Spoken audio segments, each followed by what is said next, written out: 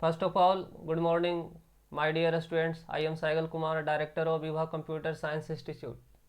हम लोग computer science 12 का सिलेबस ऑनलाइन पढ़ रहे हैं और आज के वीडियो में हम लोग ये कंप्यूटर साइंस 12 का क्या सिलेबस है, इसमें कितना यूनिट पढ़ना है और फर्स्ट यूनिट में कौन कौन सा चैप्टर है, सेकेंड यूनिट में कौन कौन सा चैप्टर है, ये सारा हम लोग जिक्र करने वाले हैं और जानने वाले हैं। तो आइए चलते हैं कि इसमें कौन कौन सा यूनिट है और क्या चैप्टर है। तो हम क्या बताया कि हम क्या पढ़ने जा रहे हैं, सिलेबस। हम लोग क्या पढ़ने जा रहे हैं, सिलेबस। और सिलेबस किसका है, कंप्यूटर साइंस का।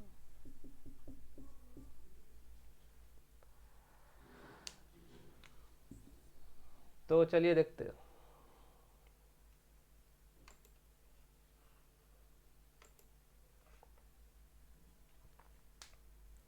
तो आपके स्क्रीन में जो दिख रहा है, क्या दिख रहा है, कंप्यूटर साइंस 12 का सिलेबस।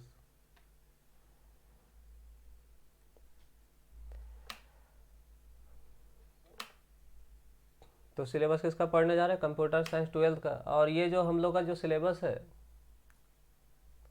कितना भाग में बटा हुआ है, दो भाग में, थ्योरी प्लस प्रैक्टिकल। थ्योरी और क्या है, प्रैक्टिकल में। ये तो हम लोग शुरू से जानते हैं कि 100 मार्क्स का है ये।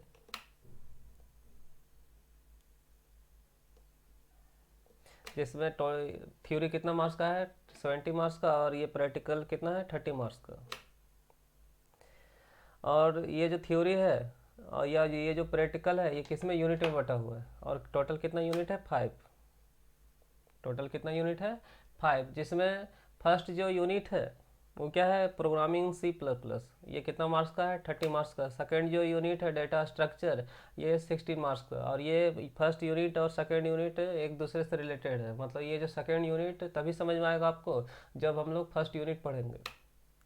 थर्ड यूनिट क्या है, डेटाबेस एंड एसक्यूएल, 8 मार्क्स का। और 4 यूनिट क्या है, बुलियन अलजेब्रा। 5 यूनिट क्या है, नेटवर्क एंड कम्युनिकेशन कंसेप्ट्स।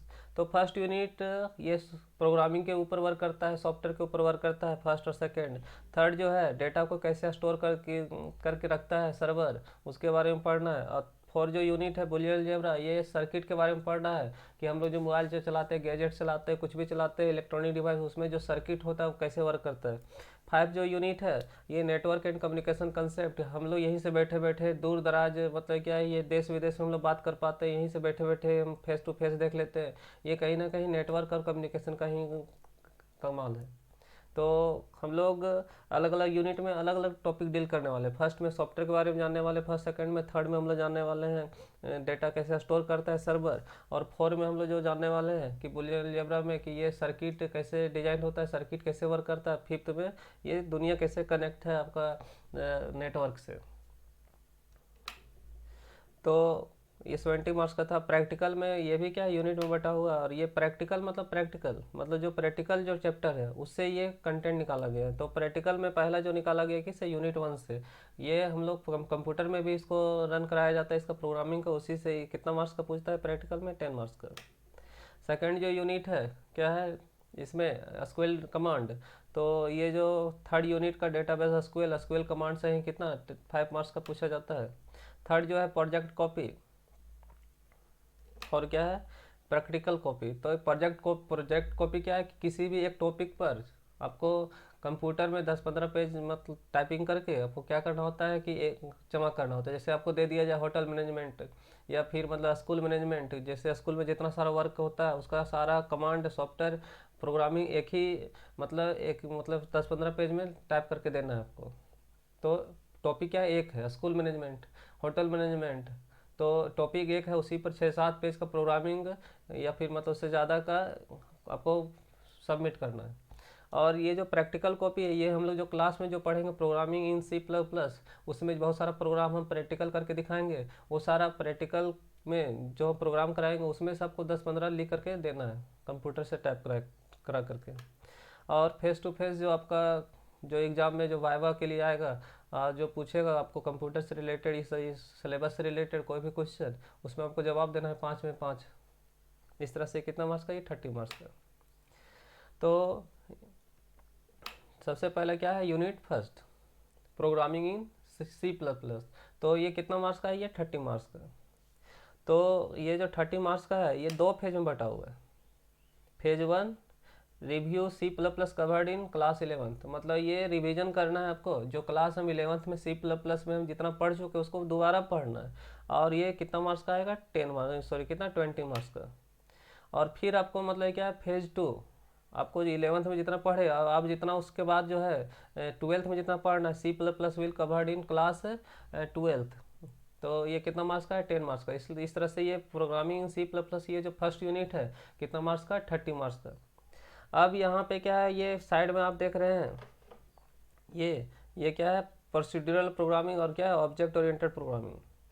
तो ये दो तरह का 11th का फेज में हम लोग पढ़ना था प्रोसीड्यूरल प्रोग्रामिंग, और 12th का फेज में क्या पढ़ना, ऑब्जेक्ट ओरिएंटेड प्रोग्रामिंग। तो प्रोसीड्यूरल प्रोग्रामिंग वो प्रोग्रामिंग है जिसमें सेफ्टी नाम का कुछ चीज़ नहीं। जैसे हम लोग अगर मोबाइल में हम लोग वीडियो प्लेयर चलाते हैं, या फिर आप कैलकुलेटर चलाते हैं, या फिर मतलब गेम, तो यहाँ पे क्या वीडियो प्लेयर या कैलकुलेटर चला रहे हैं या म्यूजिक प्लेयर चला रहे हैं, उसमें क्या सेफ्टी है क्या। लेकिन वही अगर आप पेटीएम, मतलब क्या पेटीएम चलाते हैं, फ़ोन पे चलाते हैं, आप कोई फेसबुक ये सब चलाते हैं, तो जिसमें सिक्योरिटी ऑप्शन दिया रहता है वो कौन सा सारा सॉफ्टवेयर है, ऑब्जेक्ट ओरिएंटेड प्रोग्रामिंग। तो प्रोसीड्यूरल प्रोग्रामिंग से जो सॉफ्टवेयर बनता था वो सेफ्टी उसमें नहीं होता था। नॉर्मल जो सॉफ्टवेयर बनाता था जिसमें सेफ्टी नाम का कोई चीज़ नहीं था, वो प्रोसीड्यूरल प्रोग्रामिंग से बनता था। और अब जो बनना स्टार्ट हुआ है किससे, ऑब्जेक्ट ओरिएंटेड प्रोग्रामिंग से। हर सब कुछ क्या हो गया, सेफ्टी हो गया। अब पहले के ज़माने में आदमी जो मोबाइल रखता था उसमें मोबाइल में सेफ्टी नाम का चीज़ नहीं था, लेकिन आजकल क्या है कि हर डॉक्यूमेंट को आप क्या करना चाहते हैं, सिक्योर करके रखना चाहते हैं। तो प्रोसीड्यूरल प्रोग्रामिंग में उसमें मॉडिफाई किया गया और उसी को बनाया गया ये किसमें, ऑब्जेक्ट ओरिएंटेड प्रोग्रामिंग। तो पहले जो लैंग्वेज था क्या था, सी था। तो सी की ही क्या था, प्रोसीड्यूरल प्रोग्रामिंग। फिर उसमें मॉडिफाई किया गया उसको, और उसमें ऑब्जेक्ट ओरिएंटेड प्रोग्रामिंग का कंसेप्ट डाला गया, सिक्योरिटी का कंसेप्ट डाला गया, इनहेरिटेंस का कंसेप्ट डाला गया। तो इसको फिर मतलब क्या, इसका है, इसका नाम क्या रख दिया गया, C++। और ये जो 11th फेज में पढ़ना था ये क्या है कि जो पहले से जो सी में है वही चीज़ सेम सिर्फ इसका लैंग्वेज C++ में पढ़ना। और ये सी जो ऑब्जेक्ट ओरिएंटेड प्रोग्रामिंग है ये सिक्योरिटी ऑप्शन से है, और ये मतलब जो मॉडिफाई हुआ है उसके बारे में पढ़ना है। तो फेज 1 में क्या है, इंट्रोडक्शन ऑफ C++। क्या है उसको कैसे प्रोग्रामिंग, सेकंड क्या चैप्टर है कि getting started with C++ programming, कैसे उसको हम लोग प्रोग्रामिंग में स्टार्ट करेंगे, कैसे उसको लिखेंगे। अब लिखने के बाद मतलब कि यहाँ पे क्या कैसे लिखना है वो तो ठीक है। चैप्टर 3 क्या है कि उसको कैसे उसको कंप्यूटर में लिखेंगे, वो तो कॉपी में लिखना था। क्या है कि कंप्यूटर में कैसे लिखेंगे, चैप्टर 3 क्रिएट कैसे करेंगे, कंपाइल कैसे करें प्रोग्राम को, कंप्यूटर में प्रोग्राम कैसे ये कंपाइल करेगा, कैसे हम लोग उसमें कुछ एरर आएगा उसको कैसे ढूंढेंगे, कितना तरह का एरर आएगा, और कमेंट कैसे दिया जाता है प्रोग्राम में। फोर जो यूनिट है तो उसमें प्रोग्रामिंग जब करेंगे तो कुछ ऑपरेटर का यूज होगा, अर्थमेटिकल, लॉजिकल, इन, तो जैसे plus minus into, logical not logical, and, comparison operator, greater than less than, इस तरह से बहुत सारे ऑपरेटर है। वेरिएबल ABCD ये इस तरह से मतलब कांस्टेंट, एक्सप्रेशन और शॉर्ट, C++ शॉर्ट हैंड, मतलब कुछ लॉन्ग को हम शॉर्ट में वो भी उसमें कुछ सीखेंगे चैप्टर 4 में। चैप्टर 5 में क्या, फ्लो ऑफ कंट्रोल। तो जो सॉफ्टवेयर है वो उसका जो प्रोग्रामिंग है वो फ्लो में चलता है। तो फ्लो में चलता है तो कभी सीधा चलता है, कभी कंडीशन के अनुसार चेंज हो जाता है। तो वही पढ़ना है कि सिंपल मतलब कि उसमें सीक्वेंस प्रोग्राम सीखना है, कंडीशनल प्रोग्राम सीखना है, आइट्रेशन लूपिंग का प्रोग्राम सीखना है। मतलब ये चल तो रहा है फ्लो, मतलब कि चल तो रहा है लेकिन चलने के साथ कंट्रोल हो रहा है। जैसे अगर हम बाइक चलाते हैं तो चल तो रहा है लेकिन हम लोग अगर कभी मुड़ना रहे तो कंट्रोल कर लेते हैं। तो उसी तरह इसमें भी कुछ का है, क्या है कि अलग अलग तरह का कंडीशनल प्रोग्राम में है, कंडीशन के अनुसार कंट्रोल होगा, फ्लो होगा। फ्लो ऑफ कंट्रोल मतलब चलने फ्लो होने के साथ कंट्रोल होगा। तो कंडीशनल प्रोग्राम में अलग तरह से वो कंट्रोल होता है, और ये जो लूपिंग प्रोग्राम है उसमें अलग तरह से होता है। डेटा टाइप एंड टाइप्स, इसमें बहुत तरह का डेटा है जो इसका अलग अलग तरह का टाइप होता है, इंटीजर, करेक्टर, फ्लोट, डबल, ये सब। डेटा जब ज़्यादा हो जाता है उसको अरेंज करते हैं तो एरे, और जब करेक्टर को अरेंज करते हैं उसको स्ट्रिंग बोलते हैं। फंक्शन, तो इसमें बहुत सारा वर्क फंक्शन से होता है। तो कुछ प्री डिफाइंड फंक्शन होता है जिसको बिल्ट इन फंक्शन या स्टैंडर्ड लाइब्रेरी फंक्शन बोलते हैं, और कुछ फंक्शन होता है जो हम लोग डिफाइन करेंगे उसको क्या बोलते हैं, यूजर डिफाइंड फंक्शन। और चैप्टर 9 में क्या है, स्ट्रक्चर।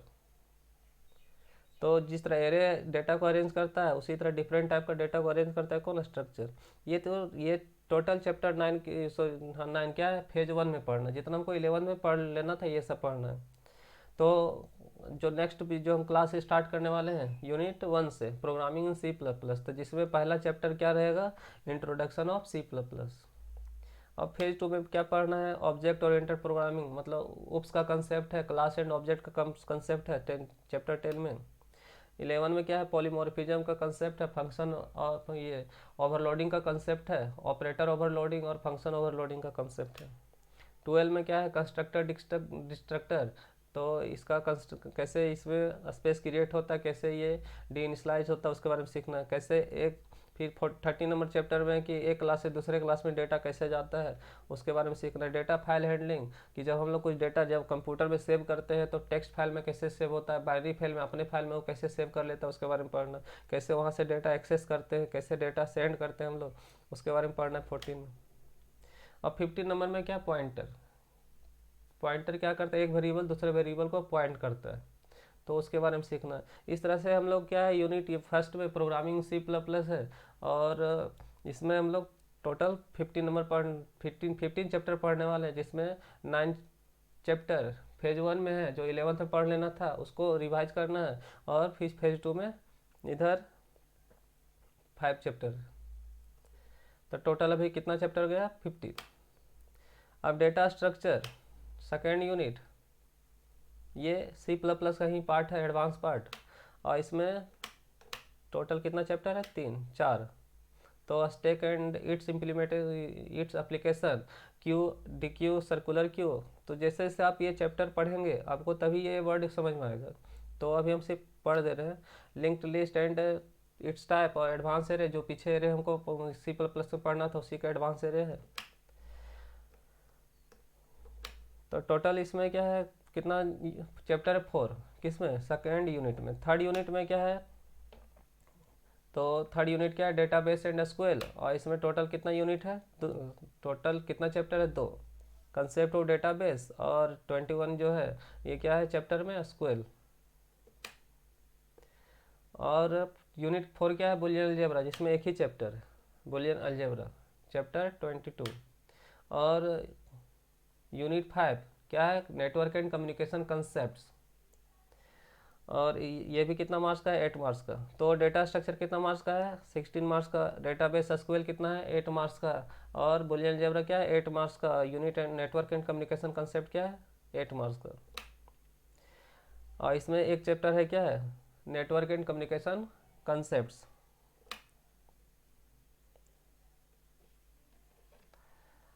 तो जो नेक्स्ट जो वीडियो में पढ़ने वाले हैं उसमें हम लोग क्या स्टार्ट करने वाले हैं, यूनिट फर्स्ट से प्रोग्राम। और यूनिट 1 का नाम क्या, प्रोग्रामिंग इन C++, और जिसमें फर्स्ट चैप्टर रहेगा इंट्रोडक्शन ऑफ C++। थैंक्स।